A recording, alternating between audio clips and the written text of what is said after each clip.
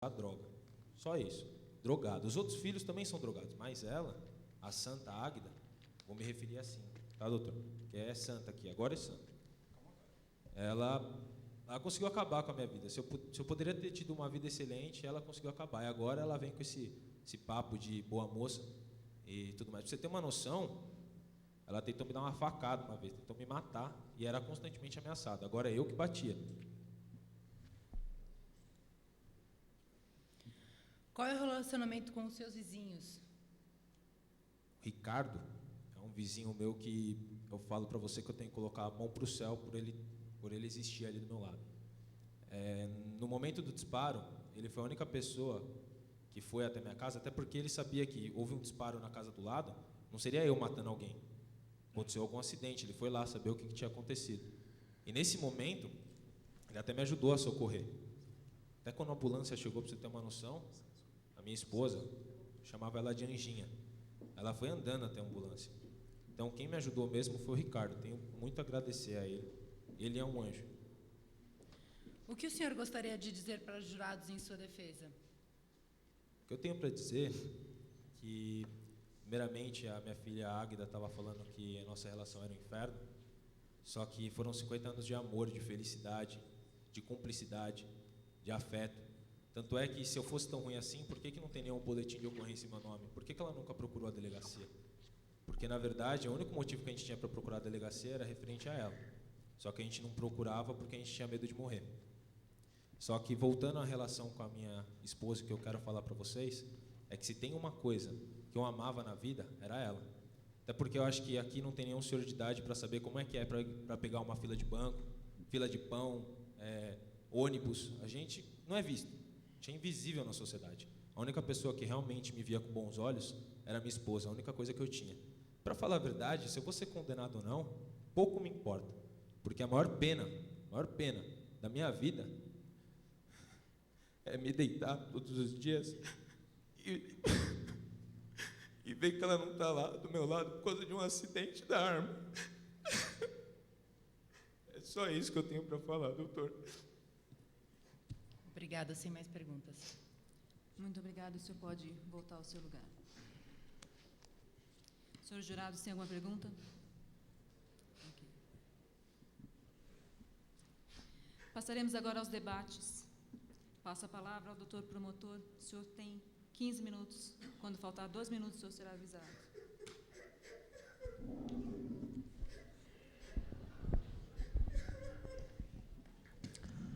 Boa noite a todos.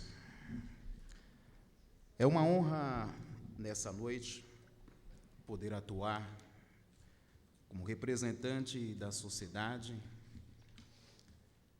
Nessa noite eu serei apenas uma voz, mas eu espero que a justiça ela seja alcançada. Eu gostaria de cumprimentar Vossa Excelência, juíza de direito, doutora Raquel, presidente do Egrégio Tribunal do Júri. Também gostaria de cumprimentar aos nobres representantes da UAB, doutor Gilberto de Oliveira e doutora Tabita Santos, que nessa noite vai nos propiciar o embate jurídico, cujo objetivo é evidenciar o princípio da ampla defesa e do contraditório. Também gostaria de cumprimentar Vossas Excelências, que compõem o Conselho de Sentença, os jurados, que foram pinçados da sociedade, que por sua postura e conduta ilibada certamente estão aqui nessa noite, estão aptos para fazerem justiça. Também gostaria de cumprimentar os serventuários da Justiça, oficiados nessa noite a labutar nesse pleito, e saudar todos os presentes.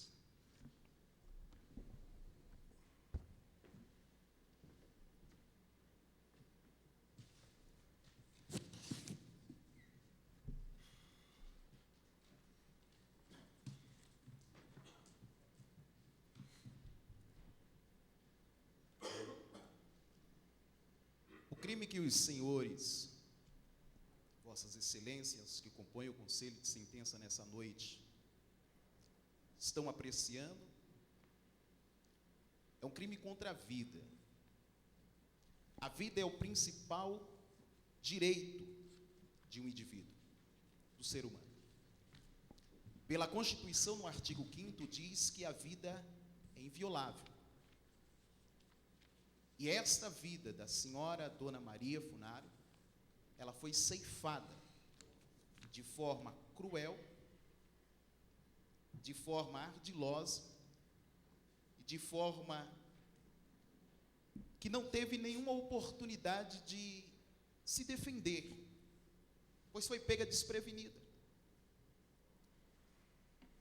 O crime que os senhores estarão julgando nessa noite está no artigo 121, parágrafo 2º, inciso 4º, combinado com o parágrafo 4º, que diz o seguinte, artigo 121, matar alguém.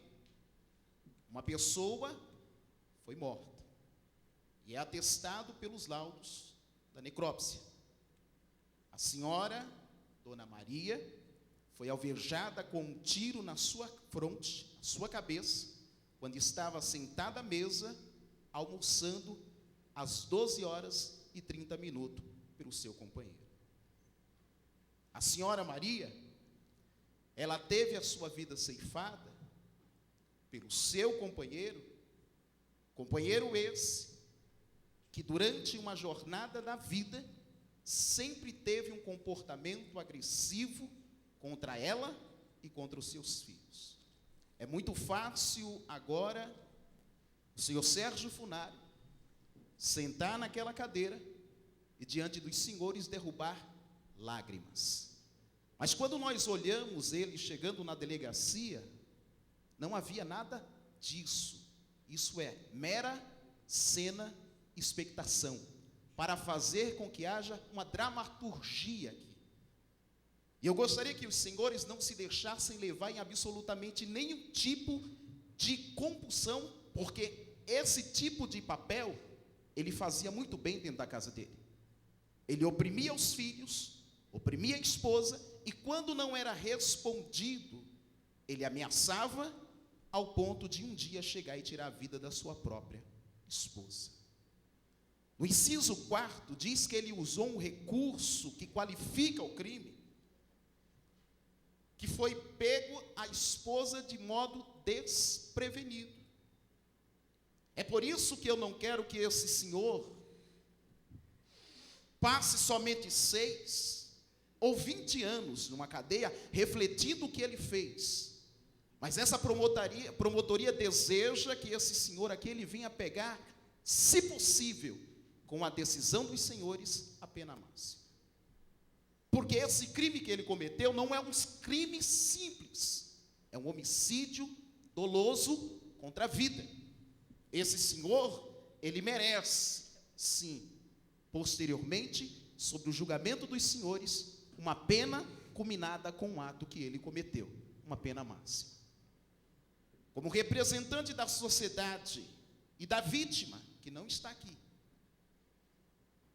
e com base em todo o material probatório que foi atestado pelo perito e pelas testemunhas, levantado durante as fases tanto do processo na primeira fase, quanto agora no plenário do júri, diante dos laudos periciais que estarei apresentando aos senhores, buscarei sim, como representante da vítima e da sociedade, com probidade, verdade e transparência, demonstrar a vossas excelências que esse acusado Sérgio Cenário, ele ceifou de forma fria, intencional, tendo ânimo de matar. Ele quis o resultado, ele quis tirar a vida da sua companheira. O desejo do Ministério Público não é que os senhores aqui sejam induzidos, porque após o contraditório, a apresentação da acusação, levantará aquele senhor para tentar representar e fazer aqui um papel que normalmente transcende o que está escrito na acusação. A acusação é homicídio doloso qualificado. Não o que porventura esse senhor possa trazer junto da representação do seu representado aqui nessa noite, o seu Sérgio. O fato, ele ocorreu no dia 20 de 1 de 2007, por volta das 12 horas e 30 minutos. Se esse senhor amava tanto a sua esposa, por que a sua esposa só foi dar entrada no hospital às 16 horas? Sendo que o fato mostra às 12 horas e 30 minutos. O boletim de ocorrência foi feita posteriormente às 16h33. A vítima, ela não morreu de imediato. Ela sofreu 13 dias em uma UTI de hospital. Se ele tem esse desejo e o intento dele era tirar a vida da sua esposa, ele deveria ter executado de tal forma, e se amava, acertar-se de modo objetivo, tirando de imediato. Mas certamente ele teve um desejo maior de ver o sofrimento dela. E ele viu esse sofrimento durante esse tempo que a vítima passou na UTI. Meu objetivo nessa noite é provar primeiro a materialidade diante dos laudos que serão apresentados. Meu segundo objetivo nessa noite é mostrar, sem nenhuma dúvida, se o Sérgio Funário, ele é o autor do homicídio apreciado nessa noite. E o terceiro ponto é a qualificação, porque eu não quero 6 anos, a sociedade não quer 6 anos, e eu acredito que os senhores também não quererão que esse homem, que é uma ameaça para os seus filhos, já ceifou a vida da esposa, é ameaça para os filhos, e se ele assim age com os seus, da sua casa, o que ele fará no meio de uma sociedade? Os senhores observaram a dissimulação na entrada dele, a resposta a Vossa Excelência, presidente do Egrégio Tribunal, e a sua mudança de atitude. Ele é um dissimulado, ele usa de dissimulação para maquiar situações. Quero que os senhores levem em consideração isso. Quanto à alegação do acusado ter disparado a arma acidentalmente, que com certeza será a tese de defesa, conforme o perito atesta, um calibre 38 ele jamais poderia disparar automaticamente ou acidentalmente, porque ele tem um mecanismo, e esse mecanismo é o cão que precisa ser engatilhado.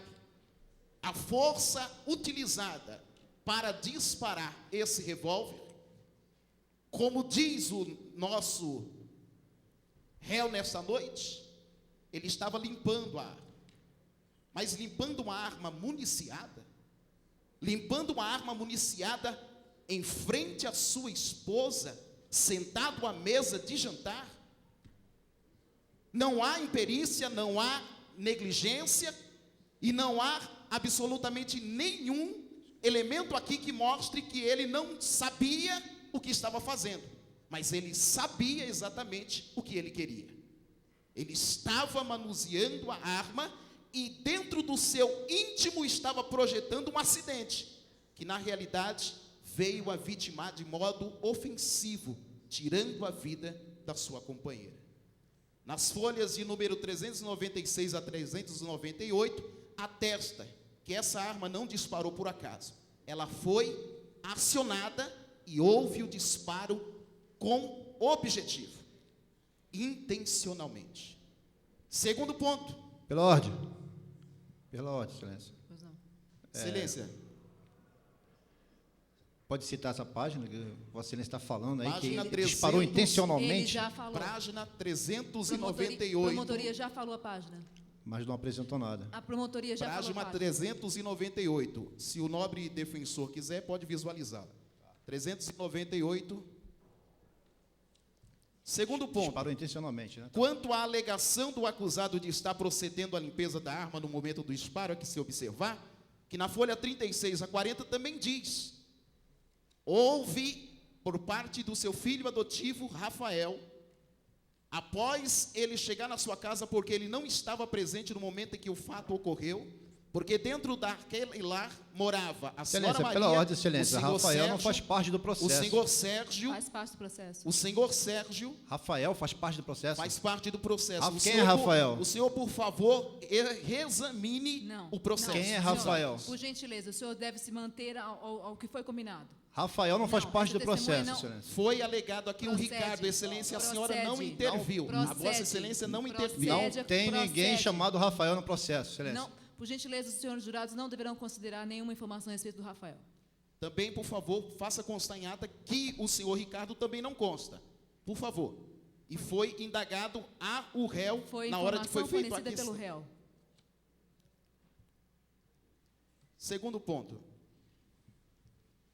Na página 36 a 40, foi atestado nos laudos e não havia nenhum kit de limpeza da arma.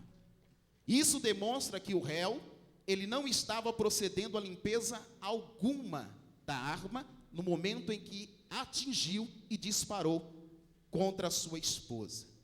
Também o policial militar, que fez a ocorrência, que está nos laudos, ele diz que quando chegou na casa ele não viu absolutamente nada. O senhor Sérgio, na delegacia, relatou que estava limpando e que estava lubrificando a arma. Não foi identificado nenhum lubrificante e nenhum kit para a limpeza da arma, nem pelos policiais que ali chegaram e nem tampouco pelo nosso amigo, que não pode ser falado o nome dele aqui, que está nos laudos e que infelizmente não foi aceitado pela nobre excelência. Fantasminha. Quanto ao comportamento do acusado, o acusado era uma pessoa extremamente violenta e agressiva, tanto para com a sua esposa, quanto para com as suas filhas, quanto para com seus filhos, porque ele tinha filhos, tinha filhas, tinha mulher. E não 2 somente minutos. isso, 2 minutos. ele também agia de forma agressiva na vizinhança. Quem dos senhores aqui adquiriria uma arma, se não no intuito de autodefender ou defender o seu patrimônio ou as suas vidas? Agora, como pode uma pessoa adquirir uma arma, sendo que não sabe manusear uma arma? Logo, essa pessoa está sendo imprudente no que ela está fazendo. E ela está assumindo o risco, sim, de poder provocar um acidente, seja para consigo, seja para com seus, seja para com terceiros que ali estejam. E esse senhor Sérgio Funário, ele é dissimulado, pois ele não apenas teve uma arma. Se nós examinarmos os autos, ele já possuía 3 armas. Possui o primeiro um 32, que a esposa deu fim para que não acontecesse algo pior no seio da família, devido às suas agressões. Possuía uma Winchester 22 de cano curto, quando esteve separado da sua esposa, morando no interior de São Paulo, na cidade de Serra Azul. Para que ele tinha uma arma? Ele estava lá matando passarinho com a 22? Lógico que não. Ele certamente tinha destreza e habilidade suficiente para atirar e atingir uma pessoa a 5, a 10, a 20. Imagina uma pessoa que está a 1 metro de distância.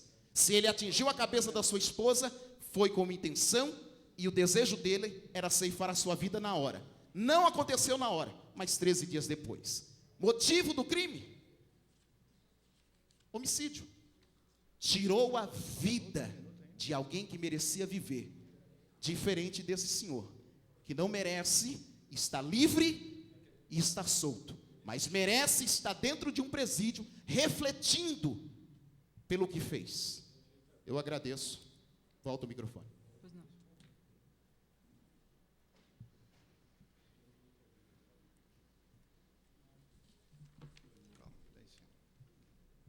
Senhor defensor, o senhor pode explanar sua tese, o senhor terá 15 minutos.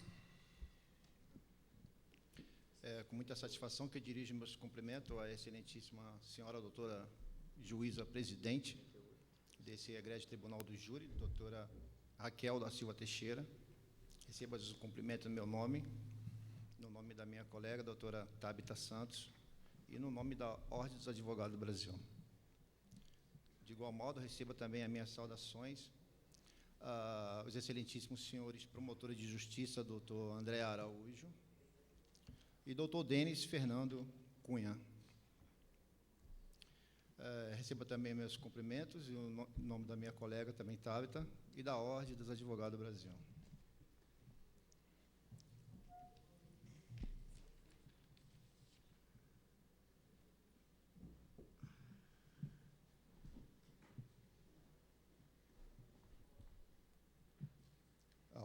auxílio de sentença, que é o mais importante de todos, porque o julgamento está em vossas mãos, são os juízes do fato. Receba também os meus cumprimentos e o cumprimento da Ordem dos Advogados do Brasil. Bom, o Ministério Público, representado pelo doutor André, veio aqui e falou, né? Falou um monte de coisas que nós vamos rebater. Nada do que foi falado aqui é verdade. Vamos concordar com ele em 2 fatos só. 2. Primeiro, que ele quer uma pena pelo ato que ele cometeu. Também quero a pena pelo ato que ele cometeu, que não é o ato que foi disposto para vocês, para as vossas excelências. E o segundo, que eu vou concordar com ele, foi que ele é imprudente de ter tido a arma. Concordo, realmente, foi imprudente. A verdade, o que aconteceu foi uma imprudência, uma imperícia, de acordo com o artigo 129, 6º. É isso que a defesa entende o que ocorreu. Não estamos falando de um jovem, estamos falando de um senhor de 78 anos de idade, que só com a esposa dele passou 50 anos. Uma pessoa perigosa para a sociedade, desse jeito, 50 anos, que viveu com a esposa dele, sem nunca ter traído ela, sem nunca ter tido uma relação extraconjugal, nada disso, e ele me fala que foi dado um tiro na fronte da mulher dele. Onde que está isso nos autos? Onde que está isso nos autos? Vou mostrar para vocês aonde que foi parar o tiro. Está aqui. Não foi desse jeito, não. Dá uma impressão que ele deu um tiro na cabeça da mulher. Que isso? Olha o que aconteceu. Eu vou deixar um laudo com cada um. Aí você pode ler. Essa argumentação não é minha, não. Isso é da própria perícia. E pode ir passando as folhas. Está vendo? Aí vocês vão ver exatamente o que aconteceu naquele dia. Que o Ministério Público está falando uma outra versão. Essa é a função dele.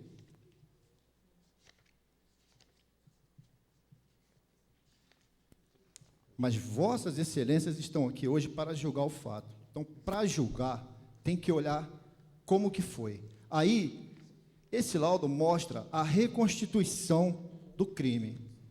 Do crime que ele está falando que foi um tiro na cabeça da mulher. Do crime. Repara bem, na primeira página mostra foto ilustrativa demonstrando a posição dos envolvidos no momento do disparo e a provável trajetória do projétil. Está vendo? Ele sentado do lado dela. Página 2 mostra assim: a vítima Maria Aparecida almoçava enquanto o Sérgio, sentado ao seu lado, manuseava e limpava um revólver do calibre nominal 38 quando aconteceu o disparo. Está vendo? Os dois estão sentados almoçando, na segunda página. Se quiser acompanhar, na terceira página, fala assim: imediatamente após o disparo, Sérgio apressou-se em prestar os primeiros socorros a Maria Aparecida, inclusive ligando para o resgate. Quem quer matar os outros vai ligar para o resgate? Quem quer matar os outros vai ligar para a polícia? Olha a foto número 4. Nessa foto, o relator faz um ensaio da linha de tiro, tomando como referência o vestígio do embate do projétil observado no teto da sala. Repara, o tiro que ele estava limpando a arma passou pela testa da esposa e bateu no teto. Bem diferente do que foi falado aqui. Não foi falado que o tiro foi na cabeça dela? Não foi. O tiro passou raspando a cabeça dela e parou no teto. Pode continuar na folha 5. Na folha 5 está mostrando aonde que foi parar o tiro. Lá em cima. Tem um círculo mostrando. Isso mesmo. Olha onde que o tiro foi parar. Na cabeça ou no teto? No teto. Na folha 6, fala a posição que eles estariam no momento do disparo e a provável trajetória do projétil. E na última folha mostra que ricocheteou o projétil lá no teto, bateu na parede e caiu no chão. Isso foi o que aconteceu. Está na mão de vocês. Isso foi o que aconteceu. A mulher estava falando que tinha bandido na rua, roubando a vizinhança. O marido dela, 50 anos junto com ela, foi lá pegar o revólver, sentou junto com ela, começaram a conversar sobre uma planta que tinha no quintal, que ela tinha problema de diabetes, e ele começou a limpar a arma. Falar que a arma não dispara é mentira. Puxa, quantos casos a gente já vimos que a arma disparou e matou não sei quem, a arma disparou. Tem gente que não gosta nem de colocar a mão na arma, porque a arma é perigosa, e é perigosa mesmo. E o próprio promotor falou que foi imprudência, e foi imprudência mesmo, porque no momento que ele puxou o gatilho e começou a limpar com ela engatilhada, disparou. Ele tomou um susto, podia bater na cara dele também. Bateu na cara dela, quer dizer, raspou a cabeça dela, não foi nem na cabeça frontal, igual falou, não.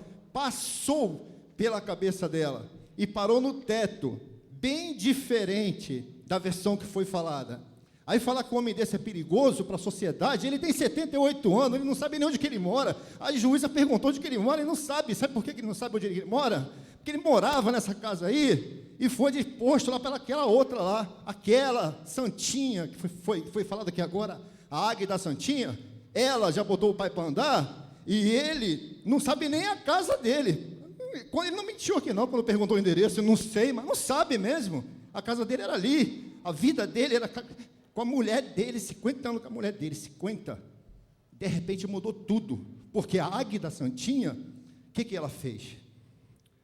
Ela tinha direito à herança, tinha, óbvio, né? É filha, tem direito à metade da herança, mas se o pai é preso, se o pai é condenado, e o pai já declarou lá, que o outro, já tem um advogado no caso, para fazer o inventário, se tornar indigno, ela tem... Excelência, os pela ordem, ele 100% está colocando Não. fatos que não 100%. estão constando no processo. Quer que eu fale onde que Senhor, está? por gentileza, você já tem os processos? Tem tudo aqui, excelência. Ele falou, o Ministério Público veio falar aqui, que não tinha, o disparo foi intencionalmente, não foi intencionalmente. O laudo está aí, o laudo está mostrando. Tinha mais 5 munições, são 6 no revólver, tinha mais 5. Se ele tivesse animus necandi, o que é animus necandi? Animus necandi é a intenção de matar, Animus ledendi é intenção de ferir. Por aqui já se vê, o laudo está aí, feito pela polícia, não foi feito por mim não, pela polícia. O laudo mostra, tem intenção de matar? Teve animus necandi nisso? Nessa atitude teve animus necandi? Não teve animus necandi. Então, se não tem animus necandi, não tem intenção de matar. Ele não teve intenção de matar, porque assim que aconteceu o fato, assim que aconteceu, ele ligou para o bombeiro, ele ligou para a polícia chegou imediatamente, foi socorrido. A Águida foi chamada, a polícia ligou para a Águida, logo na sequência. Quando ela chegou, a mãe dela já tinha sido socorrida, quando ela chegou, entendeu? Aí fala que não foi, que ele não tinha limpado, né, a arma, né? Não tinha, folhas 27 do processo, está lá. Folhas 27 do processo. Posso pegar aqui para mostrar para os jurados? Não está em sequência, né? Não tem ordem. As folhas 27 do processo, está em ordem, excelência? A sua? Sim. 27. Só vou mostrar um laudo nas folhas 27 para os jurados, que eles vão ver que a arma estava, sim, lubrificada. Entendeu? Falou que não estava, mas estava. Entendeu? A arma estava, sim, lubrificada. Enquanto a gente procura essa folha 27, que se não achar, eu trago daqui a pouco, eu vou falar o seguinte. O boletim de ocorrência, tá aqui. Olha o que aconteceu. Que nessa data, por temer que na sua residência fosse invadida por assaltante, e estando na sala de jantar com a companheira de sua esposa, Por que eu estou lendo o boletim de ocorrência? Porque falou que na delegacia lá